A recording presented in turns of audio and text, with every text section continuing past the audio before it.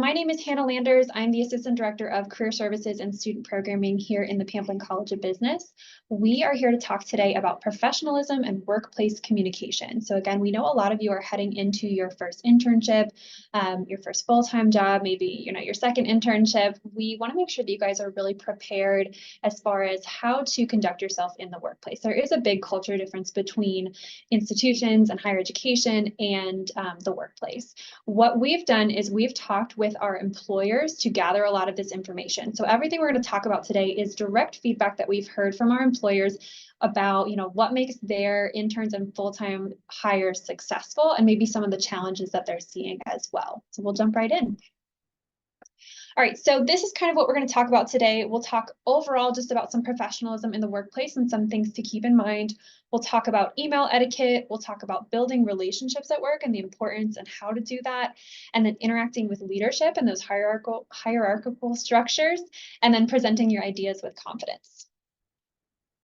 All right, so before we jump into professionalism, I want to just take 1 second and think about your brand and how you want to be perceived in the workplace. So if you guys could type in the chat one word to describe what kind of employee or colleague you want to be perceived as. Dependable, reliable, professional, hardworking, lots of reliable, that's great. Competent, perfect. Yes, this is exactly what we want to be doing when we're building our brand. Versatile. We want to make sure we're thinking about how our actions and words are showcasing that we're reliable and dependable and hardworking and all of these things that you guys want to be considered as. And one of the most important things to think about is that you have 7 seconds to develop your first impression. And notice that I said to develop a first impression, not upon first meeting, right? It's, email, it's phone calls, it's interacting with someone in person. That person is going to decide what they think about you, unfortunately, in 7 seconds. That's statistically proven. So we need to make sure that we're thinking about how we are coming across before we even step foot in the door in your first position. And that's what we're going to talk a little bit about today.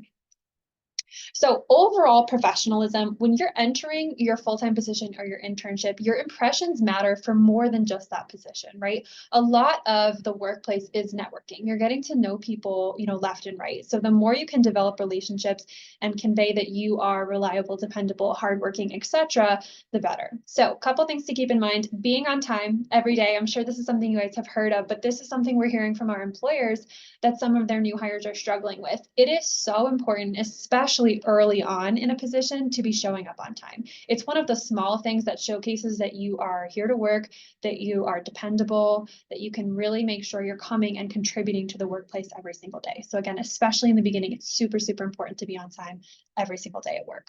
Another thing that we're hearing is to practice good work ethic. This is something that I know our Pamplin students have. We have a lot of really hardworking students, but when it comes to the workplace, this is one of the things you want to think about. If your boss or anyone comes up to you at your workplace and says, "Hey, what are you working on today?" It's important that you can answer that question. So you want to be thinking about your concrete outputs and the tasks that you're completing every single day and every single week. That might not be something super significant in the beginning. It might be, I completed a training, right in the beginning, but needing to think about what you're getting done every day.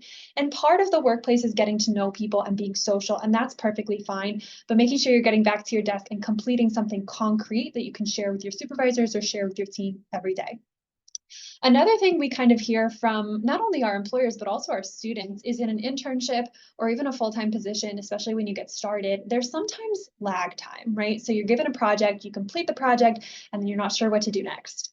This is going to happen, especially in the beginning of a position. So it's important that you take initiative to find opportunities for projects. I promise you there is work out there. You may need to go talk to your supervisor and ask what they'd like you to work on next. You may need to also talk with your teammates and ask if they need help on anything. That's a really good way to get an idea of other aspects of your team and learn beyond just your role. So that's a really great way to network, but also get some more work. The one thing I will say on the flip side of that, and what we're hearing from our employers, is that sometimes interns and new hires will fly through projects, and that's not always what they're looking for, right? We want to make sure that we are taking our time on projects, being really thorough and having good attention to detail. The work that you complete should be really quality work, especially early on, because that's when you're first developing an impression. So when you're taking a task, you want to make sure that you are taking the opportunity to complete the task thoroughly and with attention to detail, but also maybe doing some extra research on the topic that you're assigned. When you're done with that task, you should be pretty much an expert in that topic as far as your role. You should really understand what the project is and how it relates to your role and how it relates to your team. So take the time to ask questions, do some extra research, and really go above and beyond with these projects rather than just zooming through and asking for the next task. Your supervisor, your teammates are likely going to be busy as well. So kind of respecting that and having a balance between looking for more work, but then also making sure when you're moving on to that next task that you've completed what's already assigned to you really thoroughly. And then finally, managing your deadlines. This is something that I know college students have practice in, right? You all have had practice with multiple classes, multiple deadlines. The difference between college and the workplace mainly is going to be that the deadlines are not always assigned to you as clear cut as they are in college. You'll be given a number of different projects and they may not tell you, hey, this is due on this specific date. They're just going to expect you to kind of prioritize. So that's the biggest difference. It's taking some time to look through and kind of understand what needs to be completed first, what things can be put aside for a minute. And that might be asking questions. You might not know that right away. So making sure to ask questions, clarify with your supervisor or whoever assigned the task to you to understand which tasks and how they need to be prioritized.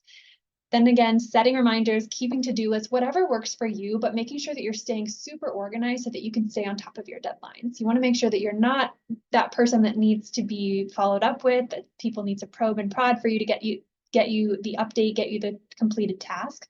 So make sure you're staying super organized and on top of everything they've assigned to you. All right, email etiquette. So we're jumping into crafting emails now.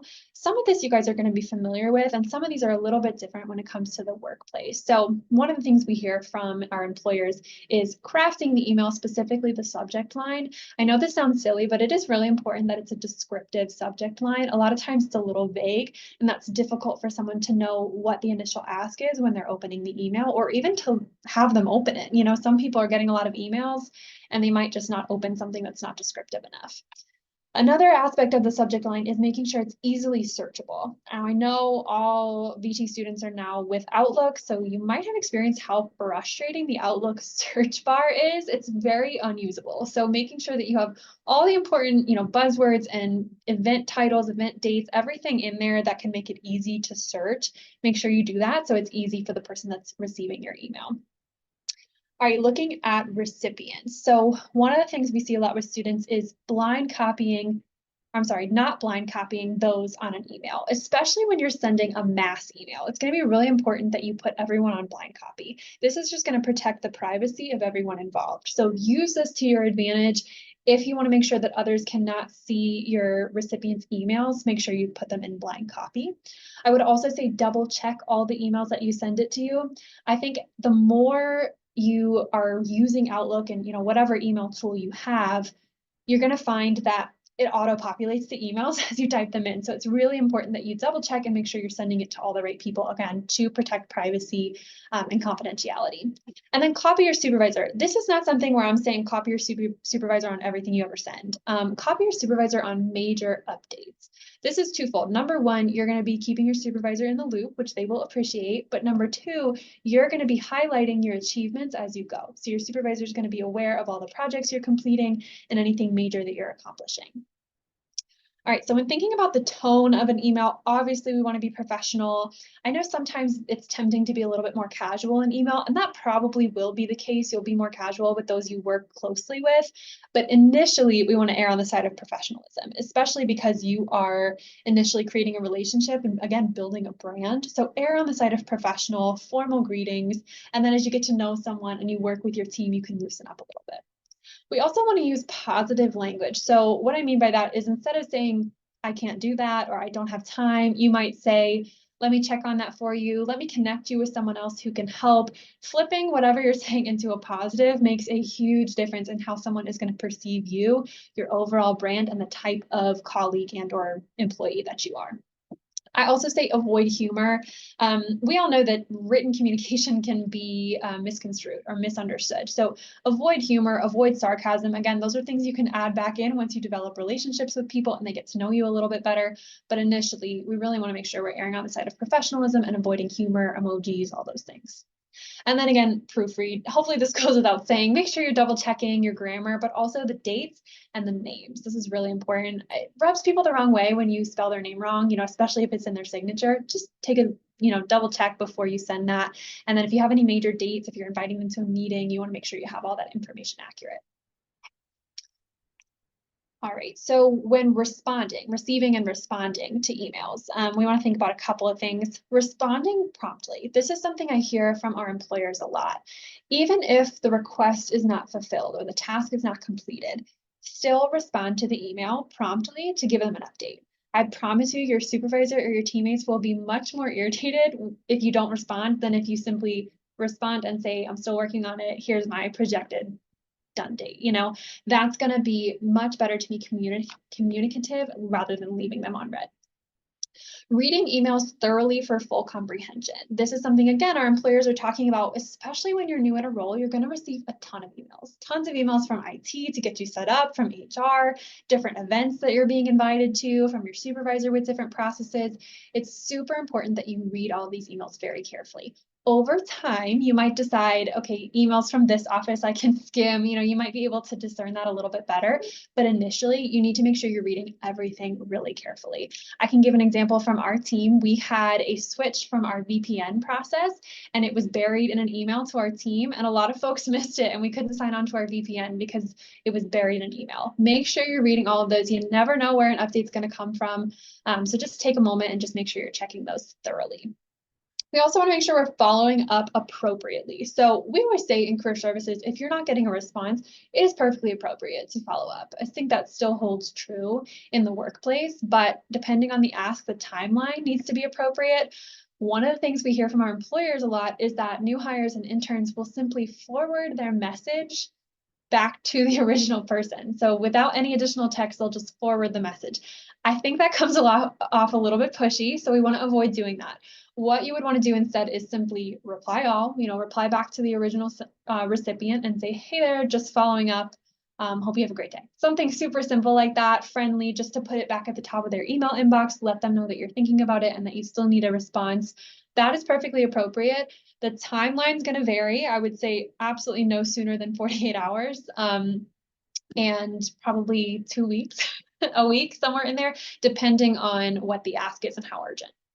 And then finally, don't wait until the last minute. Again, I hope this goes without saying, but the major difference here is the 8 to 5 Monday through Friday culture of a workplace versus college, where you might respond to someone over the weekend. That's not going to be the case in the workplace. So waiting until the last minute, as in if you send something on Friday afternoon, don't expect a response until later on Monday, if not Tuesday or later in the week. If you send something at 4:45, you're not going to receive a response until the next day at the earliest. So keeping that in mind, if you have an ask with a deadline, give them enough time to respond to you. And I think this looks very different in the workplace than it does in higher ed. It's really important that you don't create an emergency for someone else. That's going to be one of the biggest things that people will hold against you, frankly, in the workplace, is if you are procrastinating and then creating an emergency for someone else. It's important that you give them enough time to complete with no stress on their end. We don't want to be adding stress to anyone's life. All right, building relationships at work. So obviously we talked about when you're in the workplace, you're going to be creating connections left and right. You're going to be networking without even trying to network because you're going to be interacting with people every day. It is really important to focus on building relationships, even in the small ways. So when you think about, being friendly, courteous, and polite, that's as simple as good morning when you arrive. See you later, have a good evening. Those little things, a smile when you pass someone in the hallway. I know that this sounds like complete common sense, but it keeps you on all day, right? So sometimes it does slip your mind that you need to be interacting with others and being friendly, and just making sure, especially when you're new in a role and or interning, this can go a long way in developing relationships, getting to know someone who could maybe even, stick up for you later when we're talking about converting to full-time or, future positions, promotions. It really is important to build those relationships in small ways. Another tip I would give is answer the greetings genuinely. So you know what I mean when you pass someone in the hallway and they say, hi, how are you? Rather than just saying, good, how are you? You could say, good, I had a great weekend. How was your weekend? Giving them something small to go off that can start a little conversation, even if you're still passing each other in the hallway, is going to build that connection. I think that works best when you're able to stop and talk with someone, but those little answers, one quick anecdote that they can remember about you, and then give their own story or respond to that, that goes a long way with developing relationships. When doing that, you need to make sure you're remembering details. So if someone shares with you that they're going to a wedding over the weekend, remember that and then ask them how the wedding is when you see them the next week. Those types of things can, again, really help a relationship grow. And you never know who that person might know or what meeting that person might be in where they can, vouch for you. I know that sounds like it's not all work related, but really relationships and personal skills are a part of the workplace. So even though this isn't going to be at your desk completing a task, it is an essential part of being successful in the workplace. I would also say, one of the things we're seeing with new hires is offering to help and collaborate. This is something that we're seeing interns and new hires do really well, actually, is looking beyond their own tasks and looking to their teammates and offering help in those areas. That goes a long way, not only with those teammates that you've helped, but with others who are seeing you do that. Again, we're looking to be reliable. That was probably the number one word I saw in the chat. That's going to really demonstrate that you are a reliable teammate who's willing to help out, and people will be willing to do the same for you later on. I think also respecting other opinions and perspectives. You might not always agree. You might have your own method, your own thoughts on a task or a project. It's really important that you incorporate other opinions into this. You don't want to be seen as the person who, has it my way or the highway. And this is probably something where all of your group projects will come in handy. I know in career services, we hear a lot about group projects when we're practicing for interviews and the different things that you've learned in those experiences. This is where that's really going to come in handy. Make sure that you're including everyone and making everyone feel heard when you're working in a group setting. Similarly, contribute constructively to the discussion. You don't want to be that group member that was a floater, right? That didn't do anything, that just took the credit at the end. Make sure that you're contributing, coming prepared to meetings, providing your own opinion as well. That's going to go a long way to show your professionalism. And then lastly, when we're talking about relationships at work, respecting boundaries and schedules is huge. One of the things we're seeing from surveys nationally is that it's very important to working folks to have work-life balance. So when you see someone is out of the office, when you have a thought after 5 p.m. or over the weekend, respecting others' boundaries is super important. On Outlook, it's very easy to schedule emails to send them in the morning. So take advantage of that. Really try to make sure you're respecting others and the boundaries they've set for themselves, and hopefully others will do the same for you. All right, interacting with leadership. So again, in all of your roles, internship or full-time, you're going to have a supervisor. You're going to have probably a one-up manager. That leadership is really, really crucial for your future success. They're the ones that have directly supervised you and can vouch for you in the future or communicate your shortcomings. So this is really where we want to focus in developing professionalism. So a couple of specific tips. When you're taking direction, so when your supervisor is giving you a new task or a new project, here are some things to keep in mind. Number one is taking notes. You don't want to be that person that has to be told your assignment more than once. You don't want to be asking questions that they just answered. Write down what they've given you, write down what they're asking of you so that way you can complete everything.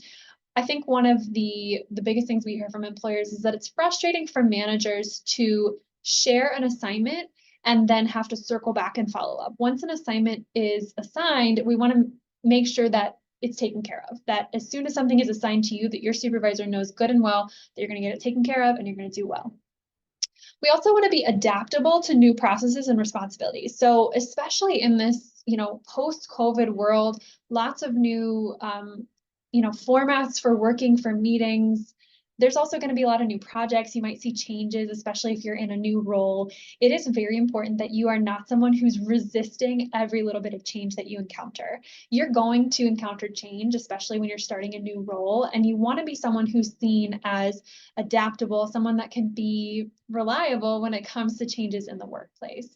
I would say try anything once before questioning it. If your manager is asking you to do something and you're not sure why, or you don't see how it relates to your job, try it once before you question. I think that's one of the things we're hearing from our employers quite a bit is that there's the strict adherence to the job description, that new hires and interns want to be within this specific set of job duties. And that is nice in theory, but it's really difficult to do that when you have a dynamic workforce and a dynamic team. So try to be adaptable to the other types of projects and ads, and you might learn a lot of really cool additional tasks and responsibilities in doing that.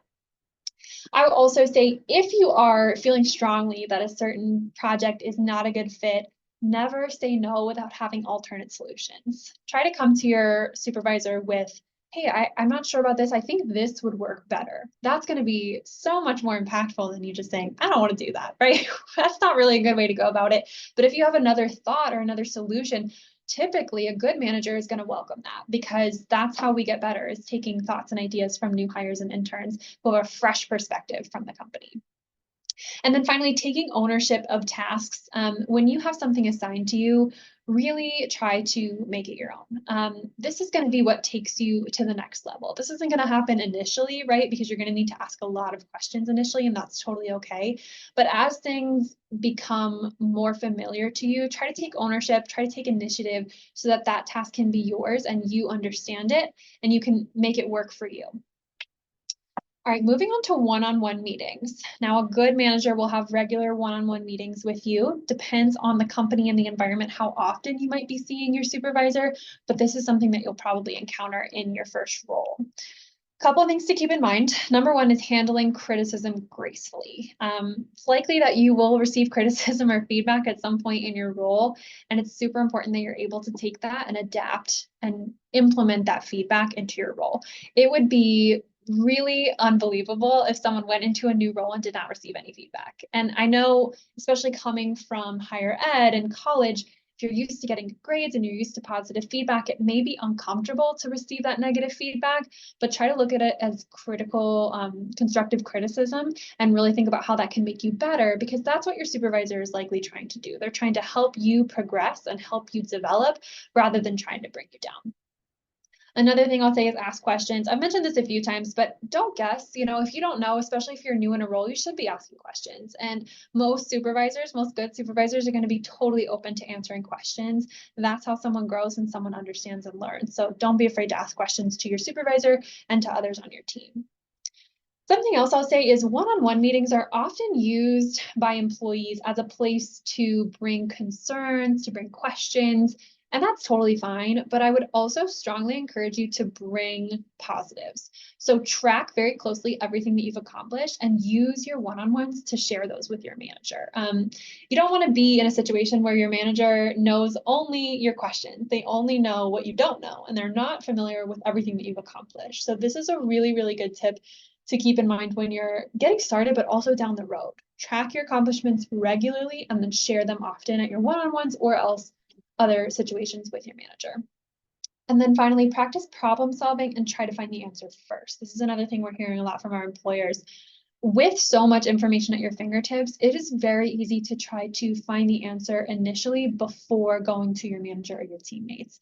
There might be someone in the facility that can answer the question. It might be already on the website. Do your due diligence before asking. It's just going to make you look much more competent. And we all know that you guys are. So make sure that you're checking before you go and ask a simple question. Now, that doesn't really apply to like how the work is, if that makes sense. So what the task is focused on and how they would like you to complete it, that's completely different. And I would definitely recommend asking questions. We're thinking more about like where to find certain information that you would want to look before you ask the question. All right, and then also thinking about reviews. So in an internship, you probably will receive a review at the end. In a full-time job, you're probably looking at 6 months to a year, you'll receive a review. This is a really important time for you to grow, not just to receive feedback. It's not just meant to be scary, but it's also meant to develop you. So a couple things to keep in mind. Number one is show initiative and share ideas. When you're talking about everything that you've accomplished in the previous cycle, you can also share some ideas for how you might do things differently, some new things you want to implement. You can share those ideas in a review to really showcase how you are actively looking to grow and develop in your role. You also want to ask specific questions when asking for feedback. This is a really common one, again, that we hear from employers. when you go to your supervisor and you're asking for feedback generally, that puts a lot of work on your supervisor to ask them to overall think about your performance and provide feedback. What you want to do instead is write down very specific questions that they can answer. That is going to help guide the conversation and be much more impactful. You'll get exactly what you're looking for out of it, and your manager won't have to do quite as much prep work. They can simply answer your questions, and they'll be much more likely to want to participate in that with you. And then communicating interest in professional development. If you are someone who is interested in continuing education, in certifications, in anything that might have to do with your professional development, reviews are a really great time to communicate that. I often think students are, or new hires and interns are, a little bit afraid to communicate that interest because it might not be possible. You want to go about communicating it, of course, in a polite way. You don't say, I demand this, I need to attend this conference, but you can let them know that you're interested. If this opportunity arises, I would be very interested in participating because I'd like to learn more about this. That last piece is really important, letting them know why you want to participate and what you're hoping to gain. This is a really good way to show ambition and to show that you're looking to stick around and that you're interested in the company. All right, so successful meetings. We all know that there are a lot of meetings in the workplace, probably more than necessary in some places. So here are a few tips on kind of how to navigate the meetings. Number one is review the agenda beforehand and then bring a copy with you. A lot of times folks will send out an agenda and it kind of gets lost and the meeting will not be as productive. In order for you to contribute and be a really productive member of the meeting, make sure you review the agenda and prepare relevant information for each of the different topics. So that might look like relevant data for your area for previous projects. It might look like future projects and suggestions of things that you can implement. Even if you're not explicitly asked to prepare this information, always make sure to bring a recap of what you've accomplished that's relevant to the area and what you've been working on and ideas you have for the future. Always, always, always prepare that information. You never want to be caught, right? Without that information, without being prepared. And it's going to help you be a much more, you can contribute more to the meeting, right? So if you are putting aside that information, you're going to be able to have a voice, even if they're not directly asking you to, okay, go ahead and share out all this data. You'll have the data and you'll have, some evidence behind anything that you bring up. Going along with that, make sure you bring a laptop or notepad and pen always. I know this sounds silly, but this is another thing we're hearing from our employers is that students, interns, full-time hires will come to meetings and expect to not be an active participant. I'm new, I'm not going to be a really big part of this. So they don't prepare information and they don't bring a notepad. That is communicating something to the leadership in the meeting, right? It's communicating that you are not seeing yourself as an important part of that team. So even if you are just getting started, make sure to come prepared with information and come prepared to take notes. Ask for clarification in the meeting if needed.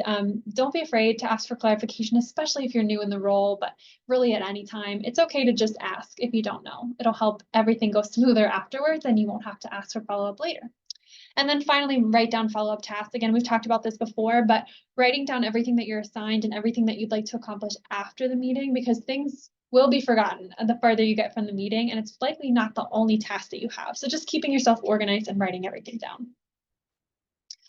All right, and then finally, presenting ideas with confidence. And this will kind of wrap up our presentation here. One of the things that we hear from students who've gone into internships or full-time positions is that it is difficult to feel like you have a seat at the table when you're a new hire. So when you are presenting an idea, and that doesn't have to be something really formal, right? It could be just in a casual conversation with your supervisor, in a casual conversation with your manager. You want to make sure that you are presenting your ideas with confidence. So in order to do that, make sure you do your research and have the facts. This is number one and most important, probably. Having the evidence to back up what you're saying is going to go a long way. If you're suggesting a new process, having the data to back that up. If you are suggesting a new system, having done some research on the system, how much it costs, whatever that might be. And it doesn't even have to be that big of an idea, right? Even if you're suggesting something smaller, do your research and have that evidence to back it up. Know your audience. Again, this kind of goes without saying, but if you're speaking to someone who can't purchase new systems about purchasing a new system. That's not going to go too far, right? So know who you're speaking to and know exactly what you're trying to get from that conversation. Creating compelling arguments is, I think, something that gets lost sometimes because it's a little bit more formal than you might be typically interacting with your teammates. But overall, it's about being concise and it's about starting strong, right? So that's a big one. So we want to make sure you capture their attention, have the concrete information, concrete details and facts, and then be really concise in your argument. That's really going to make sure that they get the point of what you're trying to argue. And you might not be arguing something, but making sure that they can follow what you're asking for very clearly and understand where you're going and what you're looking for from that. Addressing concerns proactively, if you can kind of think about what someone might ask you before they even ask, that's going to show a lot of really great research and be taken very seriously when you're trying to communicate this. And then finally, if someone does have questions, handling those questions gracefully. It can be very easy to get a little defensive if you've spent time on a project, if you've spent time on an idea and someone comes at you with all these questions, but it's likely that a supervisor is not going to be able to sign off on a new idea without asking some questions. You might also find that as a new person in the company, you didn't know some of the context, or you might not have known that they've tried it before. So they're going to ask some questions to give you that context. That's only going to help you with future ideas or maybe even tweak your current idea. So handle those questions gracefully, be prepared for questions, and try to have the evidence so that you can answer to the best of your ability. All right, so that is kind of where we wrap up the presentation portion. I do want to share, as always, a little bit about our career services team. Several of you in the survey mentioned that you were actively seeking a position, and we would love to help. Here is our team here, some of the things we offer. One of the most important is that we offer one-on-one career services appointments. If you have questions, or maybe you don't have questions, but you're not sure why you're having trouble landing something, please come talk to us. We would love to chat and kind of diagnose maybe what's happening and provide some suggestions. That QR code will take you to our website. We have a lot of great resources on there. And then we also have a link to book with one of our great career advisors. So please come chat with us if you have any questions at all. All right, so that is another link to the Pamplin Career Resources site. I've also got my information here. If you guys have any questions about what you saw today, about professional communication, if you want to share about your upcoming position, we'd love to hear it. I will stick around and answer any questions you guys have in the chat, but otherwise, thank you so much for joining.